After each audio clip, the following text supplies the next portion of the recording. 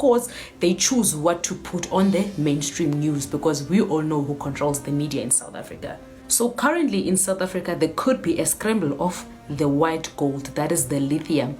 And this is because the lithium mine in KwaZulu-Natal, Mzumbe, is developing at a very rapid pace. Journey of development where government and Amakosi are going to be working together, particularly in these rural areas. We will bring in the municipalities as well and everybody to do what the president has always asked us to do, a district development model. That's what we are doing. So I'm very happy to be here today.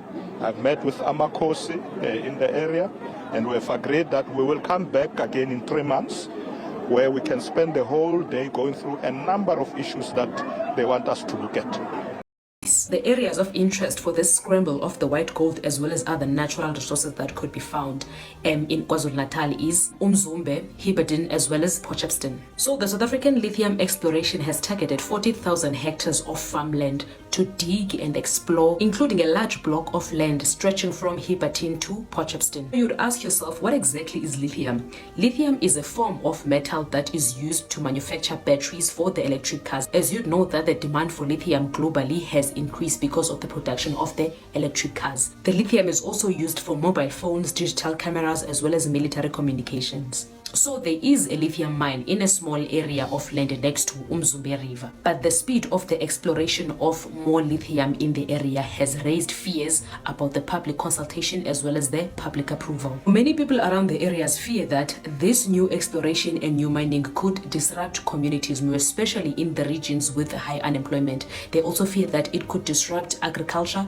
and it could also result to the expulsion of people from their homes near these areas that could be prospective mines. As we speak, the dozens of families near the H.E.R lithium mine have seen their lives being disrupted in Mzumbe because of the regular blastings, operations, as well as the huge trucks rambling past their homes as well as their schools. We need to keep in mind that if this lithium exploration would happen in these communities, families would be disrupted. That is inevitable.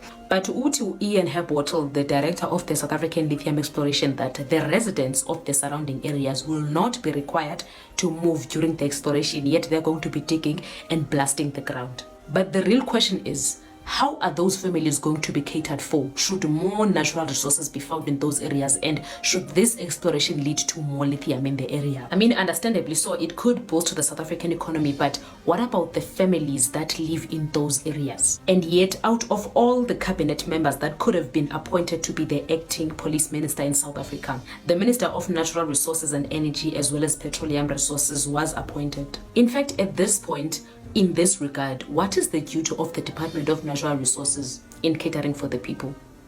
Because if their minister is going to be an acting minister of police, how are the people going to be catered for? The voice of the people, who is going to be the voice of the people in this regard? Because seemingly the mining companies don't really consider the lives of the people. All that they are concerned about is the exploration and the digging and the more mining in South Africa. The landowner claims that her mother was given a single document notifying her that the company would be conducting core drilling activities for geological purposes. However, the landowner says the company failed to properly consult the family and ask for their consent. Really, we're concerned. As a family and as a community, we're concerned. We feel really disrespected that the mining company, Kwezi, came. They approached mom. They gave her one pager. They're saying it's a notification that they're going to do exploration. And that was it. The next day, they come with machinery and they start drilling. And obviously, the community was concerned and they came around asking what is happening. And at that, then the community, in a way, asked them to leave. The company, which is said to be mining coal, is said to have continued their operations despite the family and community asking them to discontinue their activities. The very next day, then they came back together with a security company with guns so that they can protect whatever they're doing so they can continue. My mother, as well as my brother, also asked them to stop. On every day after the beginning of the week last week, and since this is the third hole actually that they've drilled, they've asked them every day to stop. And they haven't stopped because they said they gave us a notification and everything underground does not belong to the landowner, which we don't have a problem with. But if you are going to do something as vast as this, you have to follow the basic consultation steps. Meanwhile, there are also reports from community members about houses being affected due to the exploratory drilling. Kuqale kulo nyaka ophelile kwaqhubeka nxa idubula imayini idubula kuze kuzimzele phansi uze nawe uzothuke ukuthi hayi yini lethu basitho imayini ubone ukuthi manje inanyakazi indlu uyibona uzucabange la ihlekhe khona ukuthi mangathi khule ngoba ngihleli fanele ngenze njani khona uma ulele bese kuba nzima kakhulu. The family says they need more answers from the company. All we were told is that they are a mining company, they have rights to what is underground, and that they are going to do exploration, and that was it. And we were waiting then for them to come and follow the steps of consulting. What is it that they are going to do? Who are they going to involve? The community leaders in the area don't even know what is happening. H.E.R mining company agreed to respond to the allegations once the families had concluded their side of the story. However, no response was received from the company after the family and community engagements.